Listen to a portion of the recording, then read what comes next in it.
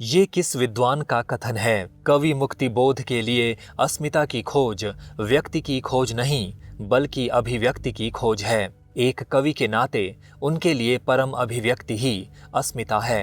रामविलास शर्मा, प्रभाकर श्रोत्रिय, नामवर सिंह या चंचल चौहान?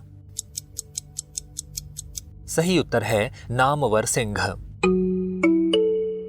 नामवर सिंह ने अपनी प्रसिद्ध कृति कविता के नए प्रतिमान के परिशिष्ट में अंधेरे में कविता को 2 अध्याय समर्पित किए हैं। वे इस कविता को अस्मिता की खोज कहते हैं और इसी संदर्भ में उन्होंने उपरोक्त बातें कही हैं। अंधेरे में कविता के संदर्भ में नामवर सिंह के कुछ और वक्तव्य इस प्रकार हैं। अंधेरे में मुक्तिबोध के प्रतिनिधि काव्य संकलन चांद का मुंह टेढ़ा है की ही अंतिम कविता नहीं, कदाचित उनकी अंतिम रचना भी है, जिसे कवि कर्म की चरम परिणति भी कहा जा सकता है। कुल मिलाकर इसे यदि नई कविता की भी चरम उपलब्धि कहा जाए तो अतिशयोक्ति न होगी।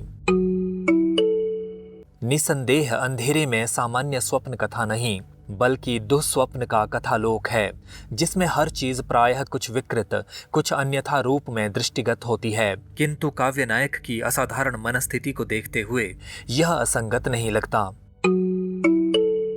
अंधेरे में की संरचना की सबसे बड़ी विशेषता है परस्पर विरोधी भाव चित्रों का धूप छाही मेल, जिसे आचार्य शुक्ल विरुद्धों का सामंजस्य कहते थे।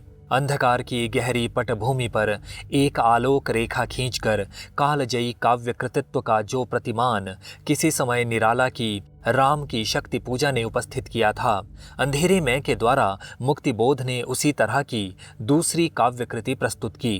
अंधेरे में के अंतर्गत सर्वत्र अंधेरा ही नहीं है बल्कि चमकती हुई रंग बिरंगी मणियां भी हैं। बंदूक और गोली ही नहीं, फूलों के गुच्छे भी हैं। पिशाच आकृति पुरुष ही नहीं, सकर्मक सत्य चित्त वेदना भास्कर नए नए सहचर भी हैं।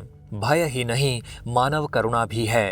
पीड़ा ही नहीं, आस्था भी है। संपूर्ण कविता के अंधकार के ऊपर अस्तित्व की एक अलौकिक सुगंध परिव्याप्त है।